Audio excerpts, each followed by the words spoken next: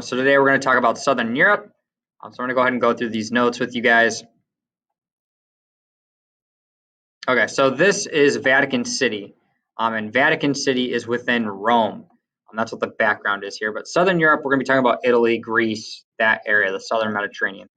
So they have a large history of immigration, of people leaving. If you think about it, like in the United States especially, there's a really large like Greek and Italian population, especially if you go to the East Coast in the bigger cities or Chicago.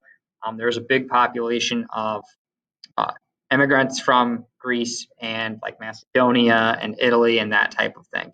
Italy is the most populated country in Southern Europe, 520 people per square mile. And then Spain, which is also considered Southern Europe, Spain, Portugal. Spain's the smallest with 207 people per square mile. Okay, so urban areas. So these are just some of the big cities that you've probably heard of before. So you have Rome, which is in Italy. It's a beautiful city, very historic city, very old city. Okay, thousands of years old. Same thing with Athens. It's the capital of Greece. And then Madrid, which is in Spain. Again, another old historic city. So these are some of the most famous cities in all of Europe. Okay, Lisbon, which is in Portugal. It's a coastal city. Very, very cool. You can actually see Africa across the Strait of Gibraltar right here. On like a clear day when there's no clouds, you can actually see the coastline of Africa from Lisbon, Portugal, which is really cool.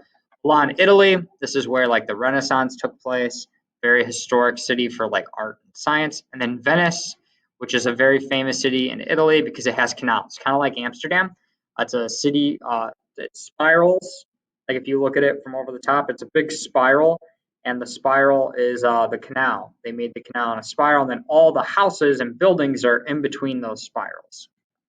Okay, so that's a very cool city. Okay, so the history, ancient Greece was the birthplace of democracy.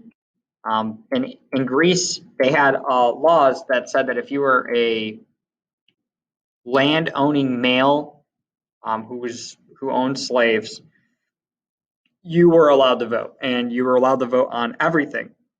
What they had was called a direct democracy. And the idea of a direct democracy is instead of having like, here in the United States, like tomorrow we're going to go and vote and you vote for your representative and then you vote for them and then they hear all the like policy and laws and that representative votes on those policies on your behalf. Well, direct democracy is you don't have a representative. You go and vote on every issue. So if they brought up like a new House bill, our new bill that said that everyone gets an acre and a mule and $5,000 cash, you would have to go to the polls and vote yes or no for that. That's what ancient Greece had. And it didn't work very well. It led to mob rule and a lot of chaos, and they formed city states. So Greece broke apart into like little fragmented countries within there. The Roman Empire, it's split into two. They called it the Great Schism. It split apart, and the Roman Empire split because half of it was Catholic, the other half of it became Orthodox. Rome pretty much fell to Germanic forces.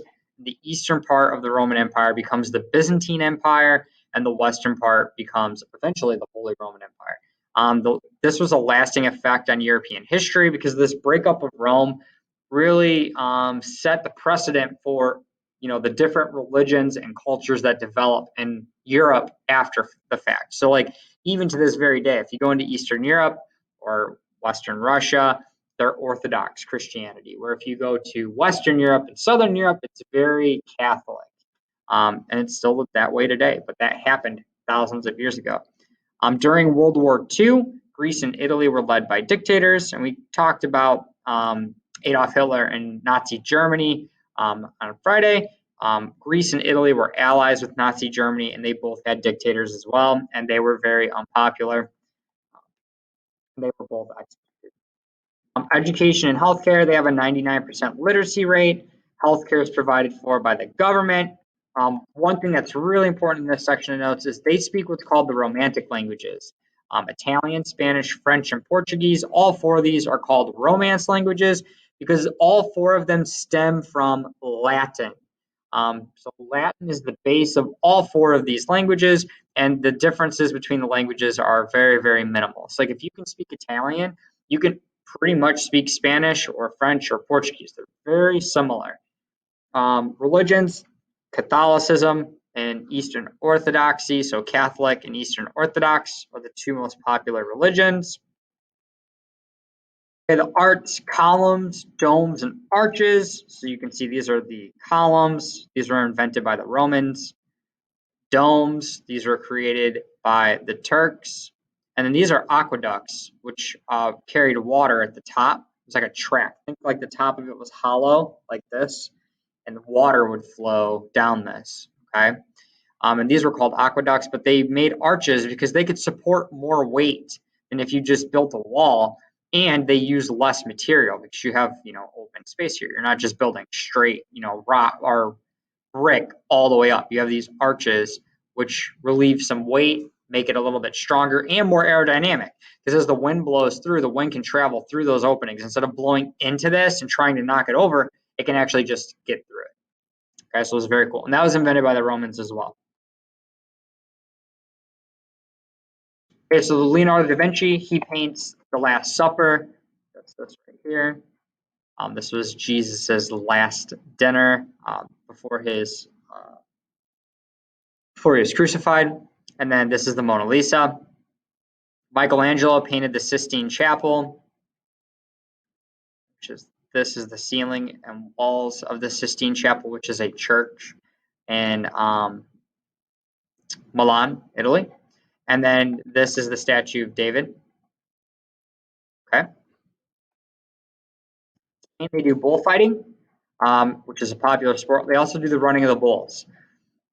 So this is the running of the bulls here. People sign up for this. It's like a marathon.